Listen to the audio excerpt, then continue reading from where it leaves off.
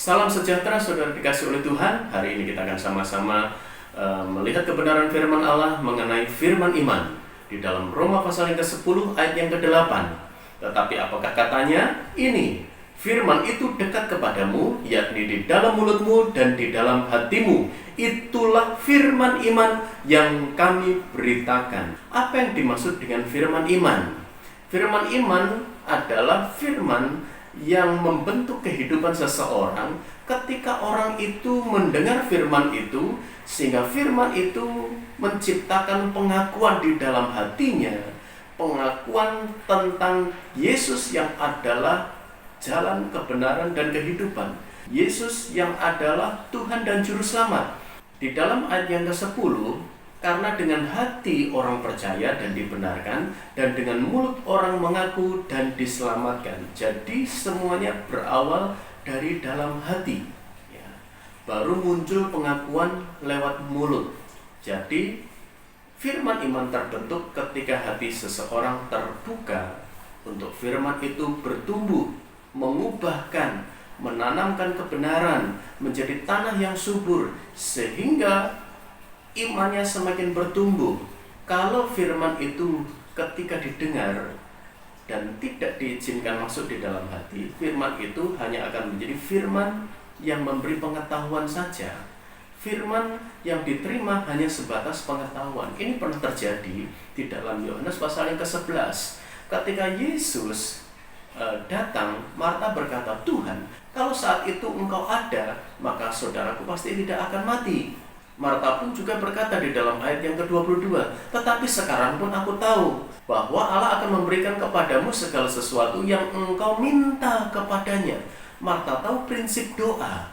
Marta tahu ketika orang percaya berdoa dengan iman, maka doanya pasti akan dijawab oleh Tuhan. Tetapi, saudara, itu hanya di dalam batas-batas pengetahuan saja. Ketika Yesus berkata, "Saudaramu akan bangkit," Marta kemudian berkata lagi, "Aku tahu bahwa ia akan bangkit pada waktu orang-orang bangkit pada akhir zaman." Dia tahu tentang kebangkitan di akhir zaman. Dan ketika Tuhan Yesus berkata di ayat yang ke-25, "Akulah kebangkitan dan hidup, barang siapa percaya kepadaku, ia akan hidup walaupun ia sudah mati. Dan setiap orang yang hidup dan yang percaya kepadaku," di dalam hatinya percaya, "tidak akan mati selama-lamanya." Percayakah engkau akan hal ini? Ini ditanyakan kepada Marta, karena di dalam kehidupan Marta, firman Allah itu tidak membangkitkan kepercayaan, iman di dalam hatinya. Firman Allah hanya sebatas pengetahuan, tidak menjadi firman iman di dalam hati Marta. Makanya Tuhan berkata, "Percayakah engkau akan hal ini?" Marta menjawab ayat 27, "Ya Tuhan, aku percaya bahwa engkaulah Mesias, anak Allah, dia yang akan datang ke dalam dunia." Sekali lagi, Marta begitu tahu tentang kristologi, tentang kemesiasan Yesus. Saudara, pengetahuan-pengetahuannya seperti ini tidak hanya bisa didapat dalam waktu semalam. Ini adalah kebenaran-kebenaran yang didapatkan oleh seseorang ketika orang itu hari demi hari terus mendengar firman Allah berbicara. Marta selalu mendengar Yesus menyampaikan kebenaran firman Allah tentang doa, tentang akhir zaman, tentang kemesiasannya. Marta selalu mendengar itu. Tetapi rupa-rupanya hanya sampai ke pengetahuan. Dan itu terbukti bagaimana ketika di dalam kubur Yesus berkata, "Buka pintu penutup kubur." Marta berkata, "Tunggu dulu Tuhan. Tuhan, tunggu dulu sebentar. Ini Lazarus saudaraku sudah mati 4 hari. Dia sudah berbau, dia sudah busuk. Apa kata orang ketika ini digulingkan batu penutup kubur ini?" Nah, saudara dikasih oleh Tuhan, kalau firman Allah hanya sebatas pengetahuan, maka anak Tuhan tidak akan pernah mengalami mukjizat. Makanya Yesus sampai berkata, "Bukankah sudah kukatakan kepadamu, kalau engkau percaya, engkau akan melihat kemuliaan Allah." Tuhan kembali ingatkan Marta. Penjahat di samping Tuhan Yesus, dia mengucapkan kata yang tidak bisa diucapkan oleh orang yang tidak pernah mendengar firman. Karena apa? Dia berkata, "Yesus, ingatlah akan aku kalau engkau datang sebagai raja." Yang dikatakan itu kebenaran firman Allah. Dia tahu tentang eskatologi, dia tahu tentang kedatangan Tuhan yang kedua kali. Makanya dikatakan itu. Bagaimana dia bisa memiliki pengetahuan seperti itu? Itu tidak kebetulan. Mungkin ketika saat-saat Yesus berkhotbah tentang akhir zaman, dia ada di situ.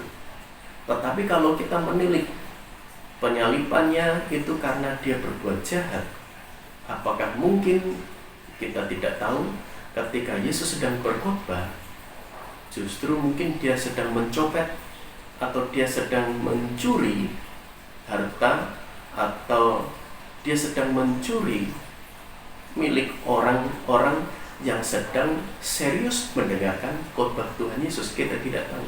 Tapi yang jelas dia ada ketika Yesus berkhotbah tentang akhir zaman. Dan dia baru membuka hati untuk firman Allah, untuk percaya, dan firman itu baru menjadi firman iman ketika dia sudah disalibkan, ketika dia menderita. Dan saat itu baru dia berkata, dan perkataannya itu adalah perkataan iman. Apa jawab Yesus? Hari ini juga engkau akan bersama-sama dengan aku di Firdaus. Firman iman ini juga akan menciptakan perkataan iman. Tuhan pernah berkata kepada umat Allah, seperti yang engkau katakan, seperti itu juga yang akan aku lakukan. Daud ketika menghadapi Goliat, dia berkata, Goliat, hari ini engkau diserahkan oleh Tuhan ke dalam tanganku. Goliat belum roboh, tapi Daud mengucapkan perkataan iman. Dan benar saudara, akhirnya Goliat roboh. Mengapa dia berani mengucapkan perkataan iman? Karena di dalam hatinya, setiap firman yang dia dengar itu menjadi firman iman. Firman yang membangkitkan keyakinan, kekuatan iman, sehingga yang dikatakan pun adalah perkataan-perkataan iman, dan mukjizat terjadi. Maka beranilah berkata-kata dengan iman. Katakan, hai penyakit, hai masalah, hai penderitaan, hai kesukaran, di dalam nama Tuhan Yesus, engkau diserahkan oleh Tuhan ke dalam tanganku. Engkau akan aku kalahkan. Aku akan menang bersama dengan Tuhan. Aku pasti ditolong oleh Tuhan. Keluargaku pasti dipulihkan oleh Tuhan. Usahaku pasti dipulihkan oleh Tuhan. Berkat turun atas hidupku, atas keluargaku, atas usahaku. Percayalah, firman iman itu akan nyata, dan perkataan iman saudara pasti akan terjadi karena Tuhan sudah berjanji. Tuhan memberkati.